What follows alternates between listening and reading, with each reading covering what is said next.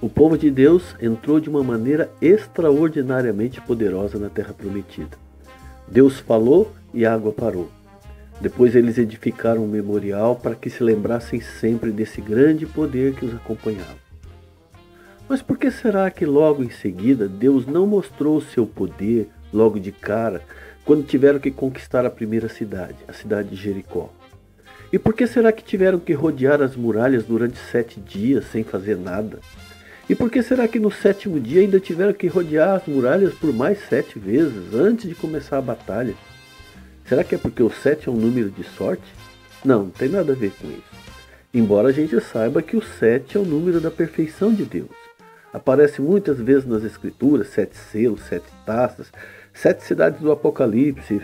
Paulo escreveu 7 cartas aos gentios, as 7 tochas do candelabro, mas nesse caso Deus está buscando um outro tipo de perfeição na conduta do seu povo. E é por isso que ele está fazendo com que repitam o mesmo gesto por 7 vezes. Observe o que ele está dizendo a Josué no capítulo 6, versículo 2 a 5. Olha, Josué, eu tenho entregue nas suas mãos a cidade de Jericó, o rei de Jericó, os homens valorosos de Jericó. Você e os homens de guerra irão rodear a cidade uma vez. Fareis isso por 6 dias. 7 sacerdotes levarão 7 buzinas de chifre de carneiro diante da arca. E no 7º dia rodeareis a cidade por 7 vezes. E os sacerdotes tocarão as buzinas. E será que quando tocarem prolongadamente as buzinas de carneiro, ouvindo esse som, todo o povo irá gritar com grande brado, e o muro cairá abaixo, e o povo subirá e entrará cada um em sua frente. A palavra era bem clara. Eu estou entregando nas tuas mãos a cidade de Jericó, o rei de Jericó e os homens valorosos de Jericó. Ou seja, foi Deus que deu aquela conquista a Israel. As muralhas não caíram por causa da trombeta, nem por causa da gritaria. As muralhas caíram porque Deus as derrubou. Foi Deus que entregou aquela cidade aos israelitas. Mas a questão que estamos tentando entender aqui é, se Deus já tinha decidido a derrubar as muralhas, por que ele não fez isso logo no primeiro dia? Qual é a lógica disso? Na verdade, Deus nunca faz nada sem ter um propósito definido.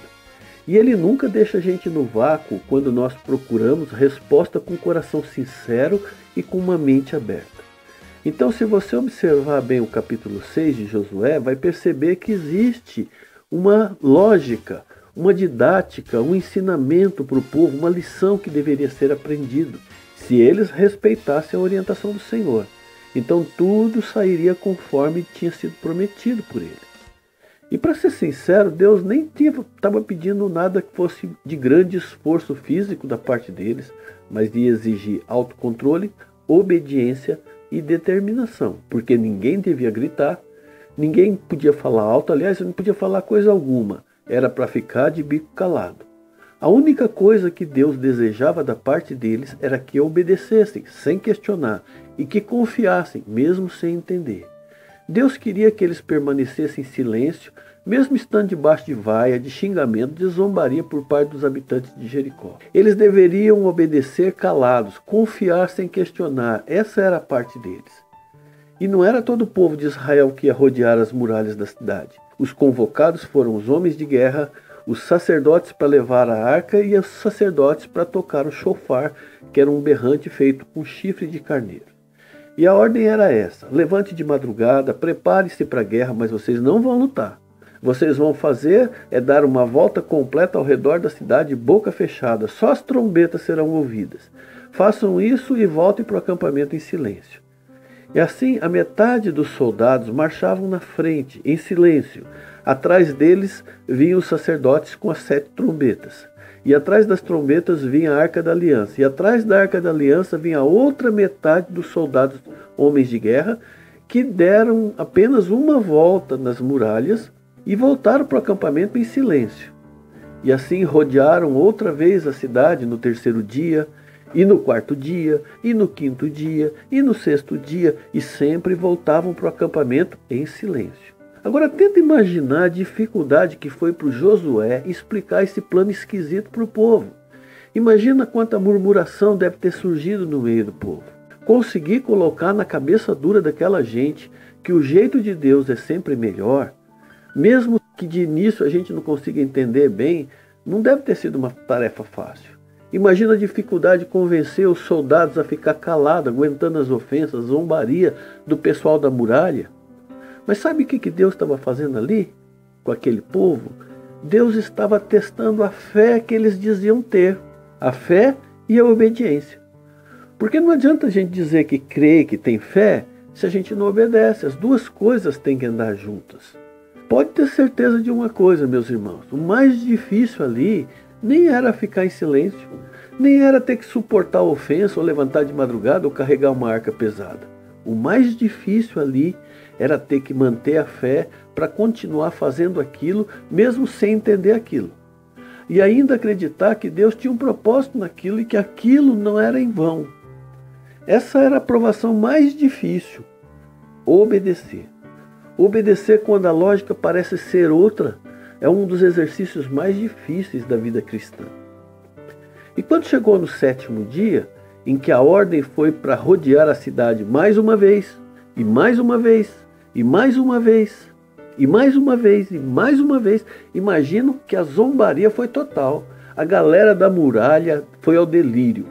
Eles acharam que os hebreus tinham enlouquecido com o sol quente, e que a guerra já estava no papo. Eu imagino também que o maligno deve ter aproveitado aquele momento para semear descrença no coração dos valentes. Você está passando por bobo, cara. Olha lá a muralha, todos estão rindo da tua cara. Cadê seu Deus? Ele te abandonou. Não seja trouxa, foge daqui enquanto é tempo. Mas acontece que ao se completar a 7ª volta, como o Senhor havia dito, foi ordenado aos sacerdotes que tocassem os chifres de carneiro sem parar, prolongadamente. E nessa hora Josué disse ao povo: pode gritar agora, gente. Grite meio alto, grite à vontade, mas grite mais alto que puder, porque o Senhor vos entregou essa cidade em suas mãos. E o povo gritou para valer. E enquanto os sacerdotes tocavam as trombetas, as muralhas desmoronaram, e o povo subiu na cidade, cada um na frente de si, e a tomaram. Em 7 dias aquele povo teve que fazer o que eles nunca tinham feito antes na vida, nem no Egito e nem no deserto.